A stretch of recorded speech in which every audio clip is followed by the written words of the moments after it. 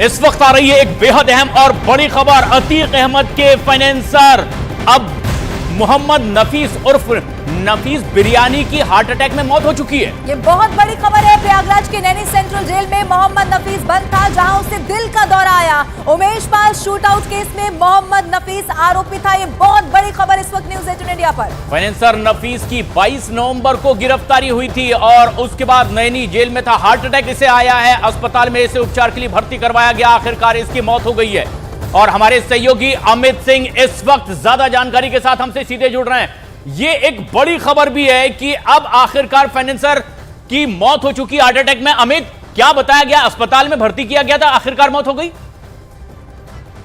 हाँ बिल्कुल, स्वरूप नगर अस्पताल में भर्ती कराया गया था प्रशांत, और स्वरूप नगर अस्पताल में ही उसने आखिरी सांस ली है। नफीस बिरयानी को 22 नवंबर को लोकल पुलिस ने गिरफ्तार किया था, इनकाउंटर के बाद गिरफ्तार किया था। और नफीस बिरयानी का जो कार था, क्रेटा कार, उसी क्रेटा कार से उमेश पाल की हत्या करने के लिए पहुंचे थे सभी आरोपी, इंक्लूडिंग अतीक अहमद का बेटा अशद। अब उसी क्रेटा कार का इस्तेमाल किए थे। तो जाहिर तौर पर नफीस बिरयानी की गिरफ्तारी 22 नवंबर को इनकाउंटर के बाद हुई थे और नैनी जेल में बीते कल शाम को उसे हार्ट अटैक आया था। हार्ट अटैक जैसे ही आया, जैसे ही उसने शिकायत की। इंडिया पर दर्शकों को हम बता रहे हैं, बहुत बड़ी खबर।